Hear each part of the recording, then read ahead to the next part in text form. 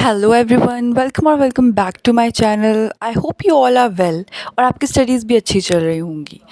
So today I will be sharing my approach कि मैं किस तरीके से आप सबको भी एक प्लानर बनाना ज़रूरी होगा बिकॉज़ आप अगर एक प्लानर बना दोगे तो यू विल बी नोइंग कि आपको मंथली में क्या क्या चीज़ें करनी है और ऑलवेज मेक अ प्लानर।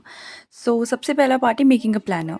तो it helps you to check your progress first, और इस पे प्लानर में आप हर चीज़ लिख सकते हो कि आप किस तरीके से अपना टाइम मैनेजमेंट देख सकते हो, आप कितने टाइम में अपने टास्क कंप्लीट कर रहे हो, और इस तरीके से आप अपनी प्रोग्रेस भी चेक कर सकते हो।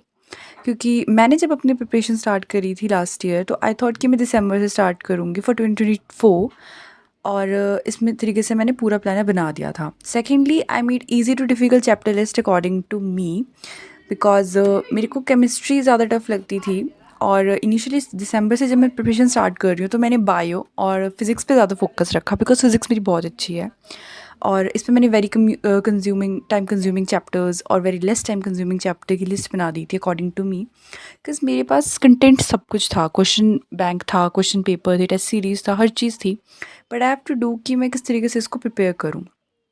सो आप भी एक काम कर सकते हैं कि एक, जब आप दिन का टारगेट बना रहे हो तो आप एक टफ़ चैप्टर रख लो और एक इजी चैप्टर रख लो, बिकॉज उस तरीके से आप चीज़ों को बैलेंस कर सकते हो। क्योंकि इजी से आप स्टार्ट करो और टफ़ पे जाओ फिर एंड ऑफ द डे तक, बिकॉज इजी होगा तो आपके माइंड पे ये रहेगा कि यार इजी था वो तो मैंने कर दिया। So do one tough and one easy chapter together. इस तरीके से आप प्रोडक्टिव हो पाओगे और आपका सिलेबस भी जल्दी कंप्लीट हो जाएगा, और जैसे आपका सिलेबस कंप्लीट हो जाएगा तो आप पे कॉन्फिडेंस आ जाएगा कि मैंने ऑलरेडी कर तो रखे हैं चैप्टर सारे, अब मुझे बस रिवाइज़ करना है। तो मैं तो ये पहले आपको बता रही हूँ कि जैसे 79 चैप्टर्स हमारे पास अभी के लिए हैं, तो उसको मैंने किस तरीके से प्रिपेयर करा था।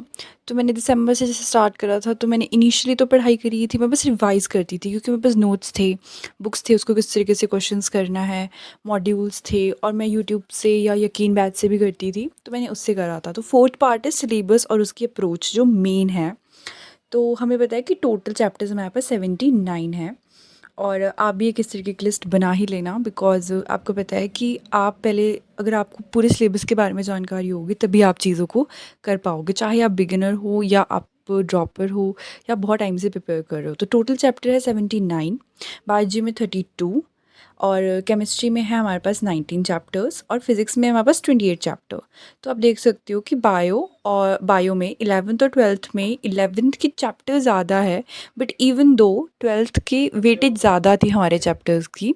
अभी के नीट में भी देखा जाए तो 12th की वेटेज ज़्यादा ही होती है, और फिज़िक्स तो हमारे पास इक्वल है, 11th और 12th में 14 चैप्टर्स ईच है।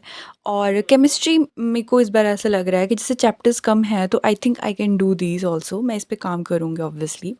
और 11th में 9 चैप्टर्स हैं, और आप देखोगे तो फिज़िकल केमिस्ट्री हर बच्चा करता है, और फिज़िक्स के भी वो वाले चैप्टर्स जो हम मॉडर्न फिज़िक्स कहते हैं, मैकेनिक्स कहते हैं, इनिशियल और लास्ट के चैप्टर्स हर बच्चा करता है, तो वो तो आपको करने ही करने हैं। तो वो तो आपको इनिशियली ऐसा देखना है कि ये हो जाए तो ज़्यादा बेटर है पहले। तो ये है मेरी फ़िज़िक्स की चैप्टर लिस्ट जो मैंने बनाई थी। लेफ़्ट साइड में 11th और राइट साइड में 12th के हैं, और दोनों में 14 हैं। And these is are the biology के चैप्टर लिस्ट विद क्वेश्चंस, उनसे कितने क्वेश्चंस पूछे गए हैं या एस्टिमेटेड क्वेश्चंस जितने हर साल होते ही होते हैं। एनिमल किंगडम इसमें बहुत इंपॉर्टेंट चैप्टर है और बहुत लेंथी भी है, और मुझे बहुत प्रॉब्लम होती है इसको लर्न करने में। आई नो आपको भी होती होगी। तो इसकी मेरे पास ट्रिक भी थी, बट वही है कि आप ट्रिक्स याद कर नहीं पाते हो जल्दी। और इसमें बायोटेक वाला पार्ट देखो, 4 क्वेश्चंस इन 2 चैप्टर से आएगा ही आएगा, एक यूनिट ही बहुत इंपॉर्टेंट है। और ये बॉटनी की लिस्ट, इसमें भी सेम मैंने क्वेश्चंस कितने पूछे गए हैं इससे हर चैप्टर से, उसकी लिस्ट है ये। और इसमें मेन मुझे ऐसा लगता है कि जेनेटिक्स में हमारे पास बहुत सारे क्वेश्चंस पूछे जाते हैं। मॉलिक्यूलर इनहेरिटेंस से तो 9 क्वेश्चंस या 10 क्वेश्चंस भी आए हैं कई बार तो। और उसके बाद 10 मार्क्स तो आपको 10 क्वेश्चंस तो ईजिली हमारे इकोलॉजी से हो जाएगा, इवन तो इसका कंटेंट कटा भी है, 3 ही चैप्टर है, और 10 मार्क्स हम आपको सीधे 40 मार्क्स दे रहे हैं बॉटनी में। और मेरी बॉटनी टफ़, मतलब मुझे टफ़ लगती है, इसलिए आई थिंक मैं इसको इस बार अच्छे से कर सकूँ, क्योंकि अब तो बस रिवीजन ही करना है। ड्रॉपर्स के लिए मैं यही बोलूँगी कि हमें बस रिवाइज़ करना है, और हमें कुछ नहीं करना है। हमें एक बार नोट्स देखने हैं, उनको अच्छे से रिवाइज़ करना है, उन पे क्वेश्चन प्रैक्टिस करनी है सबसे ज़्यादा। Now chemistry. तो केमिस्ट्री में ये 3 पार्ट है, जैसे फिज़िकल, इनऑर्गेनिक और ऑर्गेनिक के। तो फिज़िकल के हमारे पास है 7 चैप्टर्स। तो ये तो हमें पता है कि फ़िज़िकल आई थिंक सारे बच्चे जब केमिस्ट्री पढ़ने बैठते तो सबसे पहले फ़िज़िकल ही करते हैं, बिकॉज़ 60 मार्क्स तो हमारे लॉक हो ही जाएँगे इससे। उसके बाद है इनऑर्गेनिक। इनऑर्गेनिक भी हमारे पास 5 चैप्टर हैं और इनऑर्गेनिक की वेटेज भी अच्छी खासी आती है, जैसे केमिकल बॉन्डिंग वाला चैप्टर देख लो आप, पी ब्लॉक हो गया। और ऑर्गेनिक में 7 चैप्टर्स है। For me organic is tough for me very much, मतलब मुझे बिल्कुल ऑर्गेनिक समझ नहीं पड़ती, बट आई विल ट्राई कि मैं जीओसी और हाइड्रोकार्बन्स इनिशियली अच्छे से कर दूँ, क्योंकि अगर वो आपको भी एक बार आ जाएगा ना तो आप पीछे के सारे जितने चैप्टर्स आगे आने वाले हैं वो सारे आप कर दोगे। तो आई थिंक इस तरीके से आप अगर अपनी अप्रोच रखोगे, और सबसे ज़्यादा इम्पॉर्टेंट ये चीज़ है कि आप मेंटली अपने आप को इतना स्टेबलाइज़ कर दो कि आप अगर बैठ भी रहे हो पढ़ने, आपको नहीं भी आ रहा तो भी आप ये अपने आप को ही बोलो कि कोई बात नहीं, अभी तो बस स्टार्टिंग है।